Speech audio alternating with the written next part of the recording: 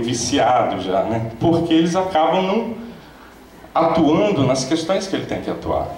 Ele foge dos conflitos, né? Ele não especifica claramente esse cumprimento da função social da propriedade, que deveria ser um grande acordo coletivo e muitas vezes acaba sendo direcionado ao benefício de poucas pessoas e não ao cumprimento dessa função coletiva. Então, uma questão essencial no processo de plano diretor, de elaboração, visando a qualidade de vida, é transformar o PDM em um processo político, como estamos fazendo aqui, discutindo e debatendo o que é melhor para a cidade, para cada parte da cidade, para cada terreno da cidade. E não um processo extremamente técnico e restrito a um grupo pequeno de pessoas que entendem muito bem dessa técnica, principalmente arquitetos, engenheiros, advogados e o mercado imobiliário, que conhece muito bem dessas especificidades técnicas de um plano diretor.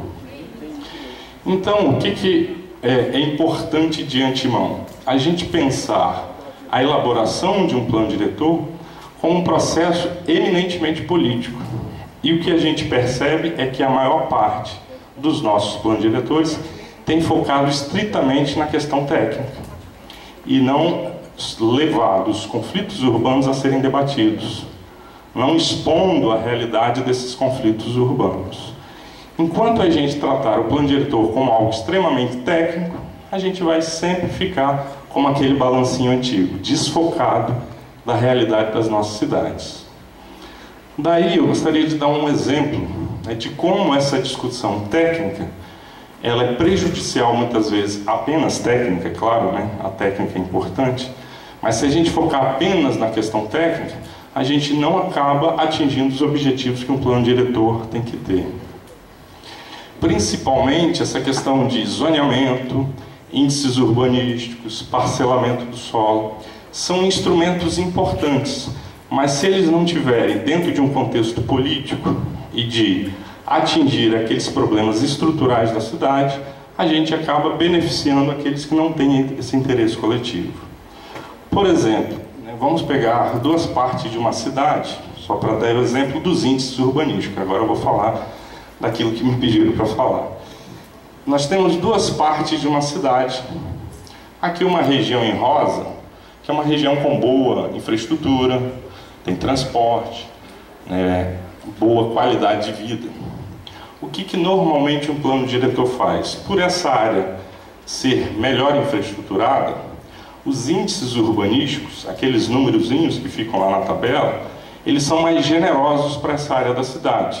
Normalmente os coeficientes de aproveitamento, o número que você multiplica pela área do terreno e vai dar o potencial construtivo, ele em geral é alto, porque se essa região tem uma boa infraestrutura, você pode construir mais nessa parte da cidade. Então, como exemplo, eu estou botando aqui, vamos que essa área é a melhor área infraestruturada da cidade, você pode construir 4 vezes a área do terreno e 20 pavimentos.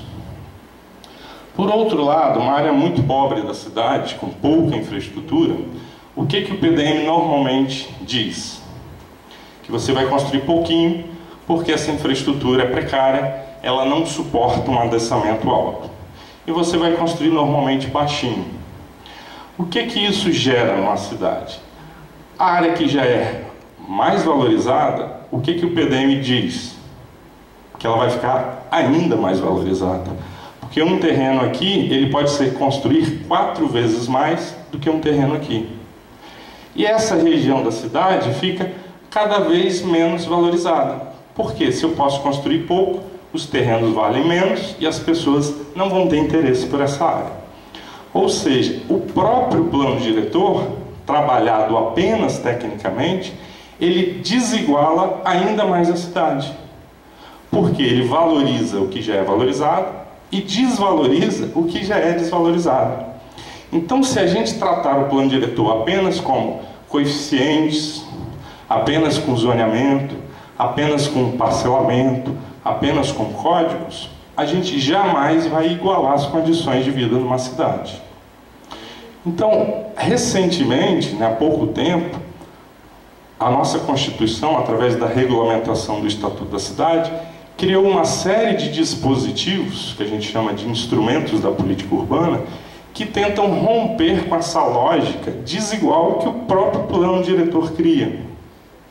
Instrumentos como a outorga onerosa do direito de construir, o parcelamento, a edificação, utilização compulsória, que a gente não vai entrar em detalhes aqui, mas que possibilitam que eu tire dessa valorização imobiliária aqui e reinvista nas áreas que mais precisam de investimentos.